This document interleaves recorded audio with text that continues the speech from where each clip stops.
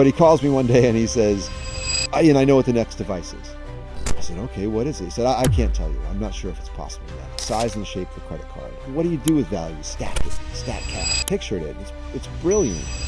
This is 𝗂𝗏𝗏𝗏, Chief Experience Officer at Ledger. In the past, he worked on reshaping the digital music landscape at Yahoo Music, Hab launched Beat Music, which was later acquired by Apple, and served as the Chief Digital Officer at LVMH. Now he is building the future of self-custody and crypto security at Ledger, leading user experience across the company and pioneering the hardware wallets of the future. Now what we did with Stax, let's do that custom display with a technology that's never been used in a consumer device before. And by the way, let's not do a curved display. Let's do a 5mm 180 degree on this thing. But the Stax is a Ferrari. You were looking at it on the screen and it tells you that you're sending this value to this address, but what's actually happening underneath is it's changing the address. Leading into the Bybit hack as well. Because this is exactly what happened. I don't have to have a mathematics degree or whatever computer science degree to understand how can a potential hack that happened or a leak happen, and why is it not going to happen. Ian, again, hey man, nice to see you. I truly appreciate you taking the time. We appreciate you guys, caring about what we have to say. So thanks a lot. Thanks to you and your viewers. I always said on my ex, on the vlogs and everywhere, that every time I talk to you, you have something that blows my mind. That's the truth. Oh, cool. And so you brought me into NFTs. You opened my eye about Ledger, different things. And I thought it would be so cool to do this interview and just talk about a bunch of stuff. I want to start off with last time when we chatted, you started telling me about the Stax and how the Stax was created and how did you come up with the whole thing and the whole process. Can you tell me the whole preparation, design, why and how and ins and outs? Yeah, it's a very personal story, so I'll try not to make it too long, but I moved here to Paris in 2015 to work for LVMH. And right when I moved here, two of the first friends that I made, one was Pascal Gauthier, who was the first investor at the time in this little French company called Ledger. And over time, Pascal became the president and then CEO of Ledger.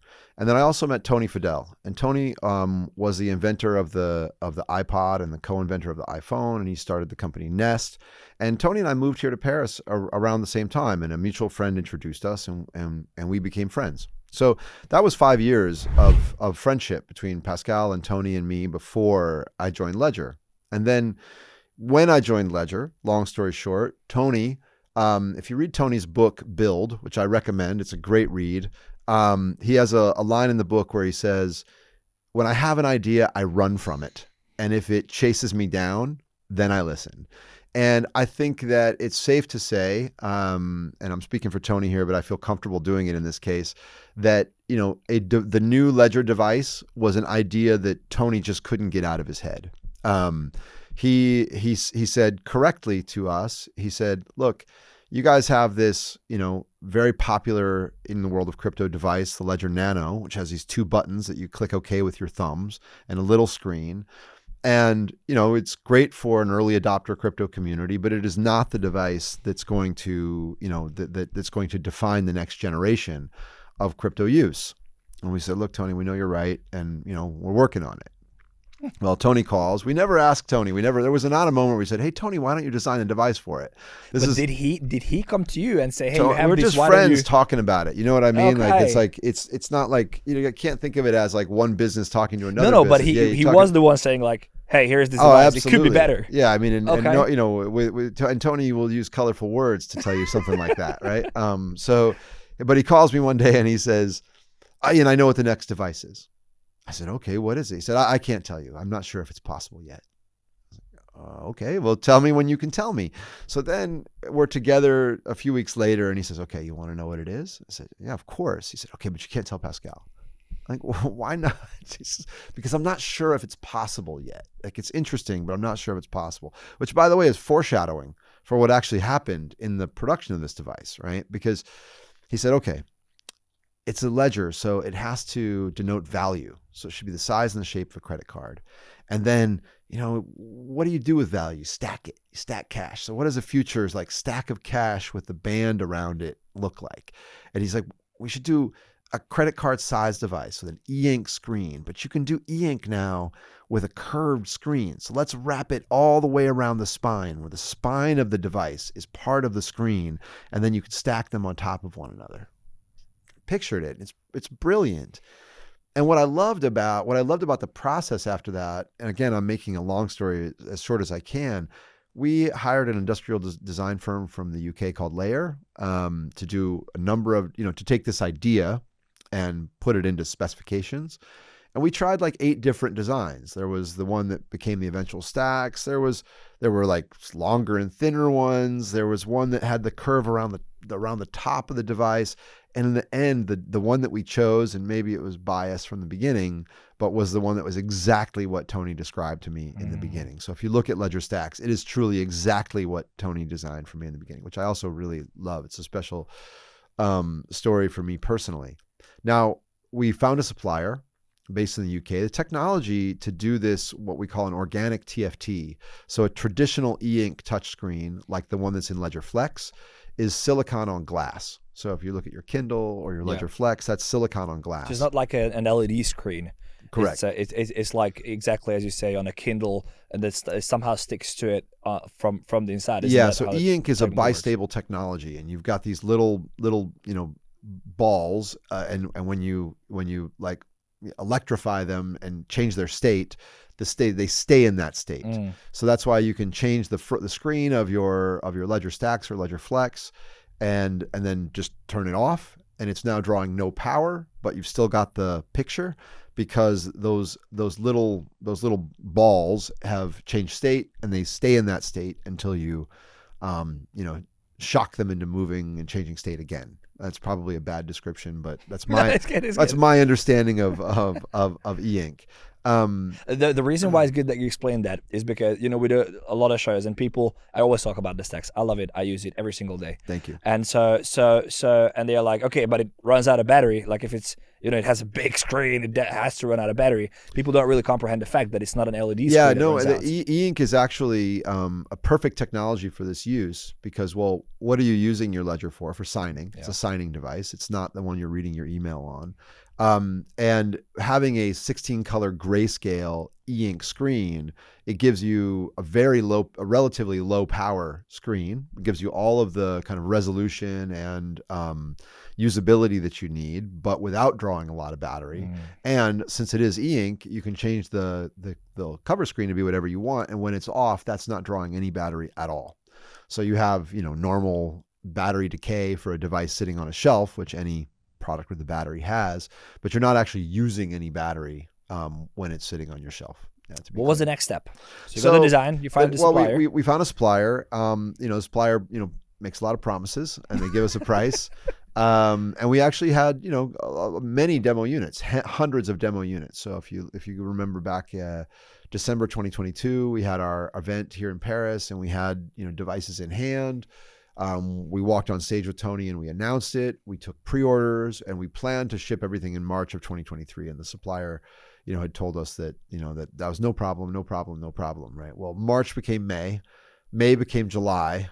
And then in August, we basically find out that the supplier, can't make good on it. They don't have the cash to make good on it. The reason is because the yield on these screens is very low. What that means is if you try to make 100 screens, how many good screens come out the other side? The way that one of the suppliers described it to me is it's what he called a war against particles. You've got this clean room environment, and if any particles we're talking about, get into the display, then you get defects, you get line outs, you get other problems. So, they were in this state where if they tried to make 100 screens, they would get 2 good ones. And so for the supplier, is that because of the e-ink, or it's because of the organic TFT? So it's a completely different process. So I was saying this before, that you've got the Kindle screen or the Flex screen is silicon on glass. The Stax screen is an organic substrate on plastic. Why didn't you make it as a Kindle? Or was that to get the curved screen? Okay. You know, you're not going to curve glass. For those You've of you who got don't know, like it's just a marvel as well. Like it's actually mind blowing that you have a curved screen. You can write your name in there. It shows up. You can just name your ledger as it is. It's beautiful. Yeah, it's a 5mm radius. So you've got this. So it's a tight curve too. Yes. It's a 180 tight curve. This technology has been around for 30 years. It came out of Cambridge 30 years ago. There, you can see the CEO of 𝗔 and the one of the developers of the technology talk about it. If you search the road to Stax. I'm proud to announce to you today, Ledger Stax. Tony did choose a very challenging path on this by choosing a display that had never been done before. The Road to Ledger Stax on YouTube. You'll find a little 20-minute documentary that we made. And the best part is seeing the guy from 𝗔 and Chuck from Plastic Logic talk about this technology. If you're at all technical, you can get more information out of that. It tells a little bit about like where the technology came from, how long it's been around. And the CEO of 𝗔 talks about why this has never been done before. You know, so it took Tony Fadell really creating a use case for this particular technology, for this technology to come to market for the first time. But the challenge was, you know, we had one supplier that, you know, basically went out of business trying to deliver it. And then when we picked it back up with another supplier, it was significantly more expensive than we had originally thought it was. So we ended up, you know, and in the meantime, we started making Ledger Flex. The way to describe Ledger Flex, if you're thinking about it from just a product development perspective, not a how do we market it and talk to consumers perspective, but I don't mind sharing.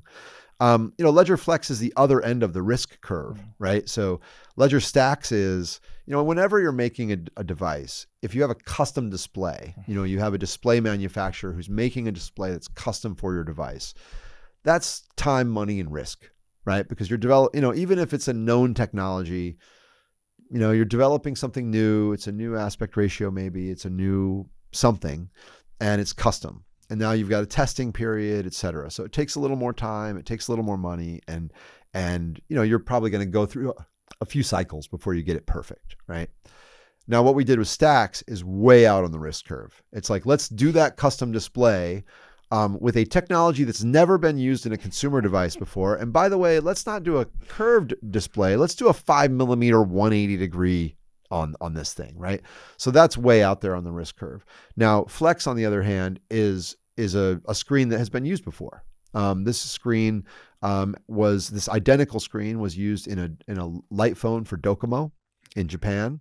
And so, you know, there had already been hundreds of thousands of these screens made, and we knew that, you know, we could just plug one in and it was going to work. So you end up with, you know, a device which is a beautiful device. The screen on the Flex is beautiful. It's not as innovative from an industrial design perspective, you know, but you get a device that's affordable and gets you all of the features that you need. So that's really the difference. I mean, I think that, as you said, with Stax, you really have this industrial design marvel, which was designed by Tony Fadell. And with Flex, you have, you know, an incredible user experience, and it's less sexy from an industrial design perspective.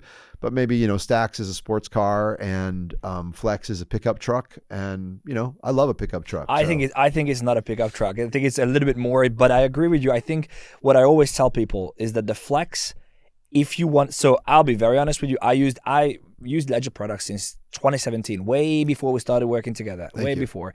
And I have every single Ledger device. I have like 5 Nano S, like the early flip out versions, like, and I hated the fact that I had to do the buttons on the top. But then I, you know, it was the most trustworthy. I used it like you know, and so if anybody uses an X now, you know, or you just use a Nano S, the touchscreen itself is already an extreme upgrade. Yeah. Like the fact that the user experience on the Flex is extremely good and very good upgrade.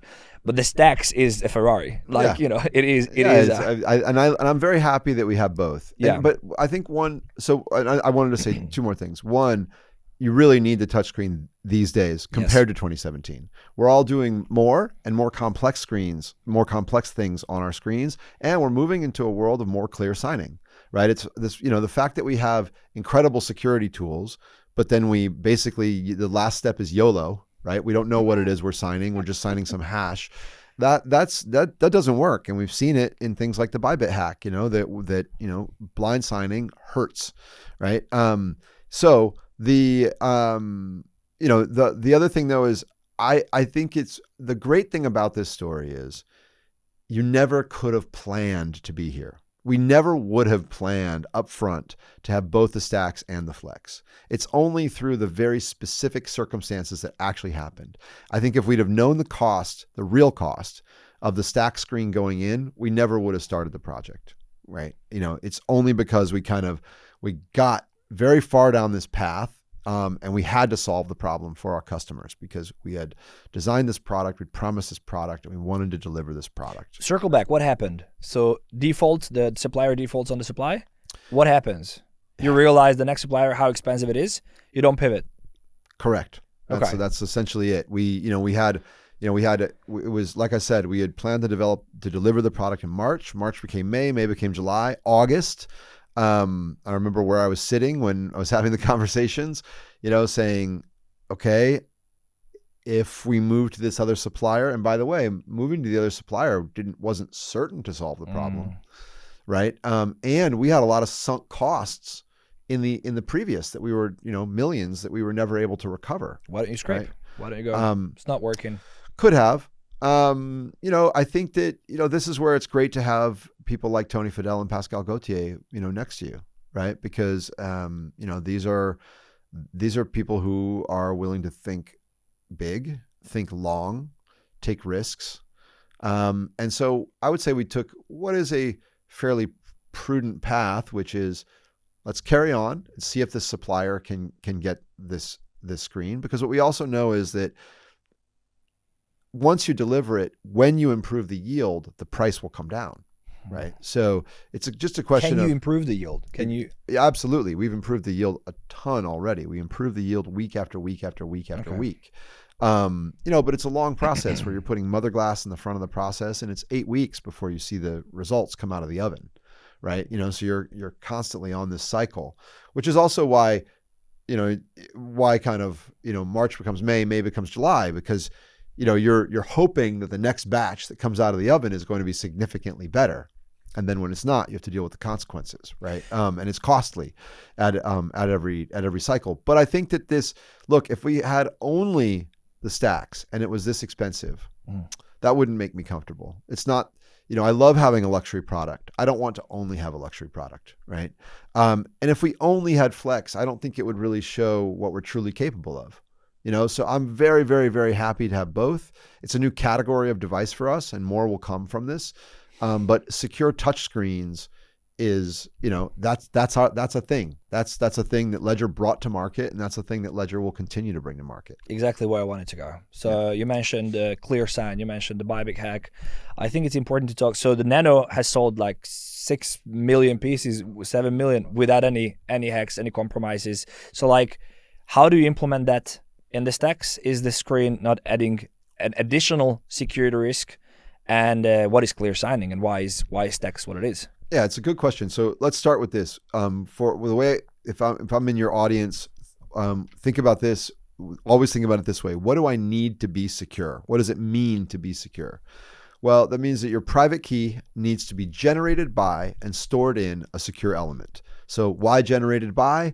Because a secure element has specific technology to make sure that you're generating a random seed. It's got a little entropy unit in there to help create real randomness, and that's super important. There was an exploit in Trust Wallet a couple years ago that our team found where they were creating addresses over too limited an address space. Right. In other words, if there's not enough randomness, then someone can guess your seed, basically. Right. So that generated with enough computation, right? Correct. So Exactly. Put it on generated by and stored in a private key is an important part of security. The second is that when you're doing a transaction, the computation needs to happen inside the secure element. Now, the way some hardware wallets work is they generate the seed phrase inside of what we call a general purpose MCU. So imagine the chip that's in the remote control to your TV or your microwave oven. They do that. They do the computation there. So they generate the seed there, but then they store it somewhere secure. They store it in a secure element. Now, when they need to do a cryptographic transaction, they extract the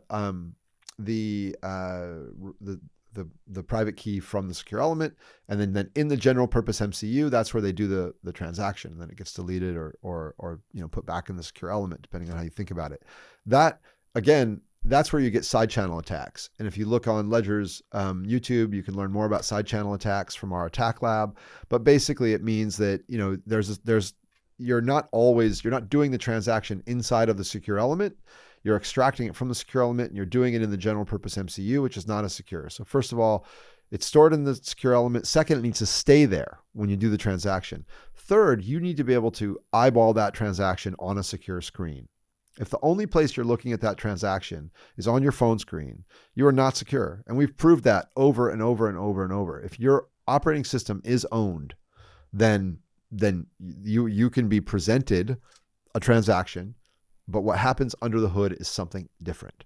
So just for a second, so everybody understands. So what you just so it's clear, what you're saying is that you have to keep the information on one chip or one component of the device, and then other devices keep it in a separate chip. It's not in the same place where the computation happens. And then any layer of security is that when you use a cold wallet, you connect it to your phone, you connect it to your computer, and that avenue, that path can be distracted, or if your computer is overtaken. It's like, imagine that, so let's say I'm just using a software wallet alone. Software wallet meaning like a Phantom wallet or like a a MetaMask wallet. or anything on my phone. If my operating system is owned, and we have video of this on the channel too, that you can see it happen. If somebody's managed to get some malware onto my phone and own my computer and owned my operating system or my browser, browser is even easier to own than the operating system. When you say own, I just wanna know. So when this means that people can control it, they see it, they get access to my devices. There was a big Windows announcement. Microsoft had an announcement just a couple weeks ago that there was a huge exploit where there was a piece of malware that was infecting all extensions basically, and so we all use browser extensions, right? So if you're only using the browser extension and your Ravy or your Phantom or your MetaMask is not connected to a ledger, or you're not clear signing, then someone can change. You were looking at it on the screen and it tells you that you're sending this value to this address, but what's actually happening underneath is it's changing the address, and you're now signing a transaction which you can't validate because it just says blind signing, and then you're like, it's a big hexadecimal. I don't know, YOLO. But what's happened underneath is that the address has been changed, and that can happen on your phone or on your computer. Look, I'm not slagging phones or computers. Like, the thing that people just need to understand the facts. If I gave you the task of protecting 1 billion in gold bars in a building, you're like, okay, I'm gonna start doing this task. And I was like, oh yeah, man, hold on. I'm gonna put a nightclub and a kindergarten and a grocery store in the building too. You'd be like, can't you just get another building, right? Why do you have to do this in my building? It's the same thing trying to ask your phone to protect your life savings. Don't do that. Smart. And this is exactly leading into the Bybit hack as well, because this is exactly what happened. Well, the Bybit hack, and I should give the caveat that it'd be really great to talk to Charles, who is our CTO, about this, because he has the real detail on it. But what happened in that case is that actually someone at Safe was compromised, and they were able to server side change transactions. So you should talk to Charles about exactly what that is. Certainly Ledger Enterprise would have obviated that challenge. If they had been using Ledger Enterprise, that hack wouldn't have been possible in the form that it was. But also, again, if you look at videos, the same is true. Let's say you're using a wallet that doesn't have a screen. The exact same thing is true. At rest, meaning, in other words, when you're not making a transaction, when that little screenless wallet, it's not really a wallet, it's a signing oracle. When that signing oracle is in your drawer, you're safe. The moment you make a transaction, you are at risk, because you cannot confirm the transaction on a secure screen. So to come back to your original question, is there any new attack vector introduced by a touchscreen? The answer is no, because it works exactly the same way as a Nano. With the Nano, you have this little secure element chip. It's a secure element by STMicro. It's the same chip that's in your passport or your credit card. And the magic trick in a way is that, on your Nano, the buttons in the screen are directly attached to that chip, and that chip is what's driving it. That was actually the big question when we started this project was, and when Tony was saying, is this even possible? He meant like, can we make these curved screens at scale? But also, can you power one of these screens from a secure element? We didn't know at the beginning. These are chips that were designed for security, not performance, right? And so we didn't know, but very quickly, and the OS team here is incredible. And very quickly they were able to say, yeah, it does work. It works. The hilarious thing was, we're working with a lot of people that Tony worked with on things like the iPod. In fact, one of the engineers on Stax was the very first person that Tony hired to work on the iPod. That alone is a good story. But when the display manufacturer sent over the first displays, they also, of course, sent over the display drivers. And the first things our engineers did was throw them in the trash. And the sort of Apple veterans were like, what are you guys doing? And they're like, you think we're going to use that display driver was written by someone we don't know in China. You think we're going to use that thing? Absolutely not. We start from the very bottom and we build our own display drivers. There's no chip between the screen and the secure element. The secure element is powering that screen. So that's why there's no new pathway. It works exactly like the Nano does. You have a secure I/O, right? So input output, touch screen. It's not just a screen, it's a touch screen. It's the input and the output. And that is directly powered by that secure element chip. That's also why, one of the criticisms that we'll get is, there's less memory on the Stax and the Flex than there is less available memory on the Stax and the Flex than there is on the Nano. Well, that's because these devices are using the exact same chip as the Nano S, but they have a bigger display. So the operating system actually, takes up more memory. The plugins will take up a little more memory because they've got a bigger and more beautiful display. It's not a practical challenge. I mean, for someone that's really looking only at the specs, that's something that they would notice, and we understand. But we know where this architecture goes from here. We know how to securely add memory, securely add display processing power, et cetera. And that's really what we do as a company, right? The whole purpose here is to bring self-custody to more people without ever compromising on security. So how do you bring it to more people? You make it easier to use. And I think that's exactly if you look at everything Ledger does, from Stax, Flex, what we do by adding transactions and services, whether that's buy, swap, stake, credit card, on-ramp, off-ramp, all these sorts of things that we do inside of Ledger's wallet, which is called Ledger Live. Even Ledger Recover is all about bringing self-custody and security to more people. I want to talk about all that. I want to talk about Ledger Recover as well. I wanted to just reflect a little bit and go back on the signing. I think a lot of people, yesterday I had a discussion and I was like, you can use your Phantom wallet with Ledger and actually use a hot wallet with a cold wallet. So like you actually That's can interact. Exactly. I use Robbie. So I use Phantom. Exactly. So so when you say you're signing, I just want to reflect on, because it was very relevant. A lot of people said, yeah, but Ben, the CEO of Bybit, signed on a Ledger device. And so the Ledger got compromised, and that's not the case. Correct. Can you explain me, when you have every computation happens on the chip that the device runs on as well, what happens when I connect it to my computer and I see my Phantom? How does the information get sent, and why does that not get interrupted, or how does that not hackable? That is a good question for Charles, because he'll be able to explain to you technically. It's a very good question. I'll explain it at a high level, but in terms of that actual transport layer. So the way to think about it is this: your wallet, whatever it is a signing device, right? So your wallet contains your private key. And this actually comes back to the Ledger Recover topic as well, because one of the things that we discovered in that is that there's kind of a fundamental lack of understanding of how wallets work, right? But the way to think about it is your wallet, whatever it is, software wallet, hardware wallet, it has your private key. And what you're asking that wallet to do is use my private key to sign this transaction. That's really what it does.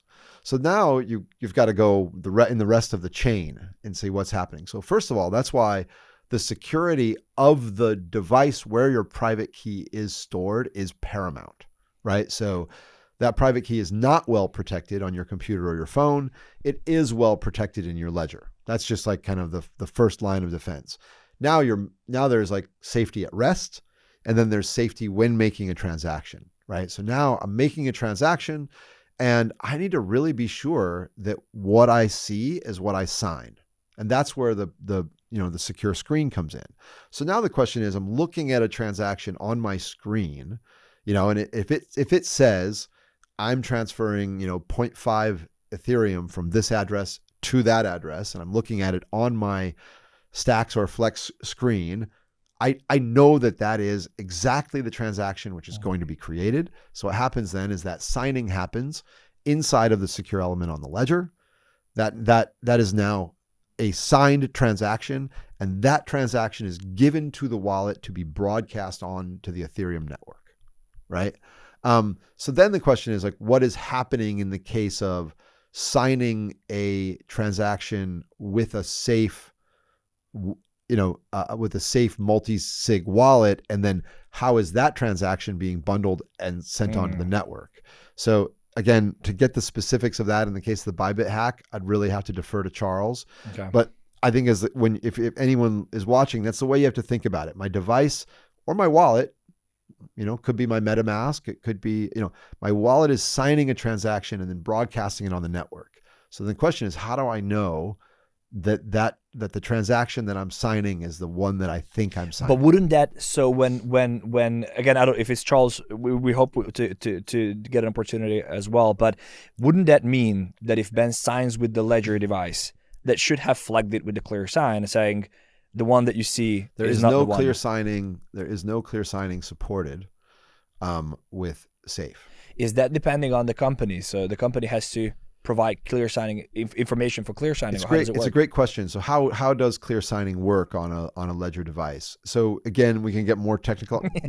Charles could get very technical on this, and also if users are curious, back last May, so almost a year ago now, we did a request for comment on how clear signing would work. So there's a video on our YouTube, which is about an hour long from the tech team, where we show here's exactly how it works technically. We're going to link everything in the description. Yeah, so you can take a look at that, and if you really would like the real technical description, but at a very high level, so someone non-technical could understand. So you've got this, you're signing a smart contract, right? So let's break it into a couple things. If we're doing like a very simple send and receive, that's already easily decoded on your Ledger screen. So again, if I'm sending, if I'm sending you 0.5 ETH, that you're going to see that clear sign on your screen, and that doesn't matter if you're using MetaMask or using 𝗏𝗏 or whatever. There are, other kind of standard transactions that also often work. So sending an NFT, you might really read everything clearly. For example, if you're sending an NFT with Ledger Live, which I always do, I always use Ledger Live to do it because I've got clear signing there. I can see it's coming from this collection, it's going from this address to that address, and I see very clearly on my screen exactly what I'm doing, and I can verify I'm sending it from my Mint wallet to my Vault wallet. And I know what I'm doing, and I don't ever have to blind sign that. That's the case for a number of kind of, I would say, standard contracts, right? Things that are that fall under standards. Now, for most dApps, you're dealing with custom contracts, right? They're sophisticated. That's a great thing about about Ethereum and Solana and everything else. We have we have smart contract ecosystems. The challenge with that is that, how do I read a smart contract? Even a legal contract is hard to read. Yes. Let me read a contract that was meant for computers to read it, right? Yeah. So then what we've done, and it's super cool actually, I'm really, when the team first showed me this, I was like, my eyeballs were this, my eyes were this big and my jaw was open, because what they did is they built basically like a WYSIWYG editor to show smart contracts on our our secure touchscreen devices. So you say, okay, I am Uniswap. I'm just making it up. And I am, my contract is a swap. And the way that I want to display that swap to the user is like this, right? So I'm going to show all of the parameters. And now a human, not only a computer, but a human can read this contract. And then the way that works is there's sort of like a format, and then that gets reviewed. That goes through a security review. And we talk about the security of all of this in the request for comment as well. Like you're always making, decisions on exactly how this is going to work. And that puts the points of failure or potential failure in different places. So we're always looking really hard at those. But at the end of the day, you'll have many, many, many more people able to human read the parameters of that transaction before they click OK. I know that I'm swapping this token from that token. It's basically a translator, isn't it? Like it makes me understand. It makes me understand what is really happening, and I don't have to have a mathematics degree or whatever or a computer science degree to understand what is happening. Since 2022, I would say we've been seeing more and more of this, right? So transaction simulation is another. It's really like, if you think about it, 2021 we had 0 transaction simulation. Today it's pretty ubiquitous. If I'm using Rawbie to do a transaction, it's going to show me what it thinks is happening before I do it, because it's going to look at the smart contract and simulate the result of that smart contract. That's a great first line of defense. Now what happens is the hacks just sort of move to a more complicated place. Like, damn, I can't just trick you anymore. So now I actually have to do kind of a bait and switch. I've got to make you think this is what's happening, and then under the hood, this happens, right? You know what I mean? Yeah. So they just get more sophisticated. The ball moves to the more sophisticated hack. So that's how that works. And our goal is to have all of the certainly all of the top smart contracts to be, even though they're custom and particular to each dApp, to have those be human readable on the secure screen. And that would include, something like Safe. Like Safe has custom smart contracts to come all the way back to the Bybit hack. Safe has custom smart contracts, and those should be human readable on the device. But that requires Safe to say, here's the format and here's how it should look on Ledger devices. I just really hope that this is a good wake-up call for the industry, and that we move forward that way. I hope so too. I'm sad to say I don't think it has been enough. I want to make T-shirts that say, if 1.4 billion to North Korea doesn't convince you to upgrade to Ledger Enterprise, then I'm not sure what will. But honestly, like I think that I can't tell you the number of conversations we had with Sam Bankman-Fried once upon a time, asking him, hey, what's your enterprise security? He's like, I don't know. Don't worry about it. My team's got it. Okay. We all know, like, that one blew up. So we know that they had their recovery phrases in .txt files, on their computers. Look, we know major exchanges that are just using Ledger retail product, to protect your crypto today. They should be using Ledger Enterprise. Like, there's just not. I'm not. What do you think the barriers? Why do you think they don't move? And I want to do that. I think the Stoics had this one right. Like people seem to think that they are smarter and have more wisdom than they actually do. That's the human condition. Hey guys, I'm stopping this episode for 30 seconds just to let you know that although this episode is not sponsored by Ledger in any shape or form, we do have an affiliate link to all the Ledger products. So if you decide to purchase a Ledger product, we get a share of that. And if you do decide, then I would truly appreciate if you use my link down in the description. Also, I want to know how you feel about these long-form interviews. Do you enjoy them? Should we do more of them? Let me know in the comment section. Don't forget to smash the like and subscribe button. Let's get back to the episode. We got one more thing. That's fine. Very important. Recover. Mm-hmm. So for me, looking at the Ledger Recover, for those of you who don't know, I will let you tell them what it is. But it goes a little bit against the ethos of self-custody and being your own bank, when you have a central entity that, through certain procedures, can recover your seed phrase for you.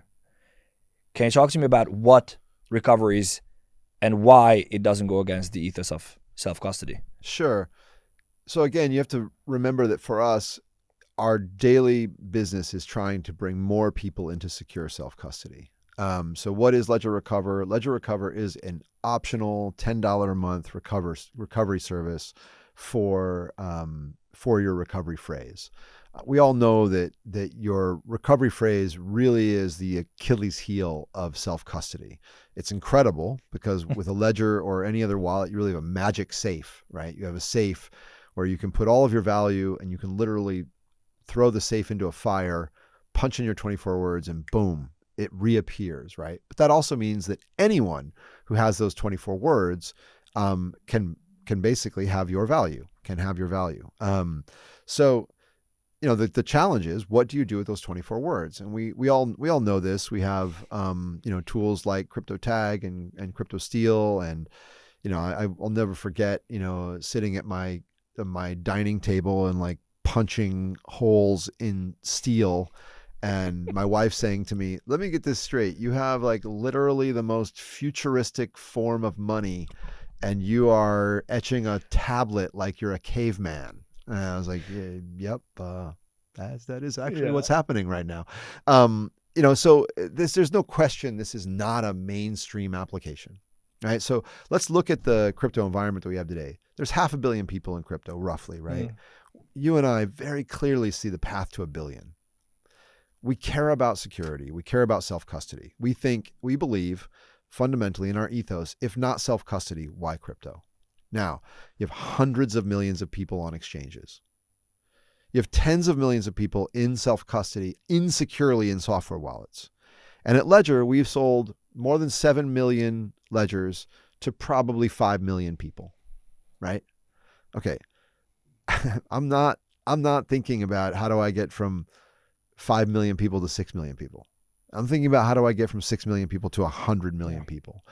And writing your recovery phrase on paper and then biting your fingernails over where you put it, or putting it in a dumb place, which is what probably most people do, right?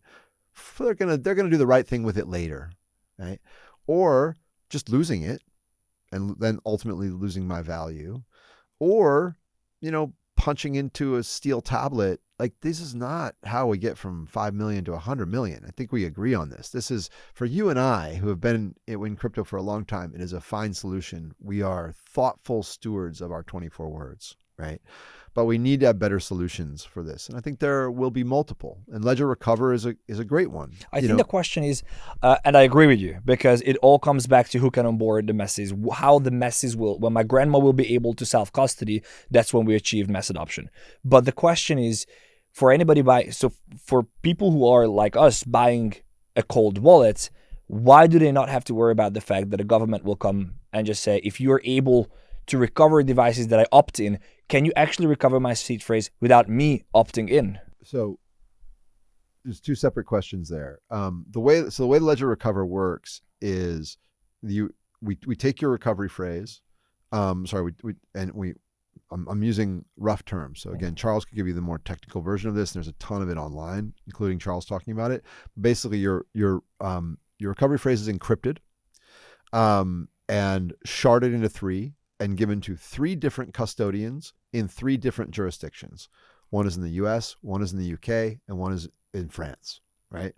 Now, the only way that can be recovered is you, the user who uploaded it, has to pass 2 identity checks, and then it will be sent to a Nano device and to a ledger. It could be a Stax or a Flex, not just a Nano, and reconstructed in the device, right? So none of these entities can reconstruct. Like, no one could go to a single entity and get access to your recovery phrase. But is it possible, technically possible, for a government, for example, anyone, to come to Ledger and be like, you know, Ledger does not have it. But if I opt in to recover, right? So let's say I opt in to the recover, I lose my seed phrase, I need it to be recovered. I can request it through Ledger Live, through your identity. Yes.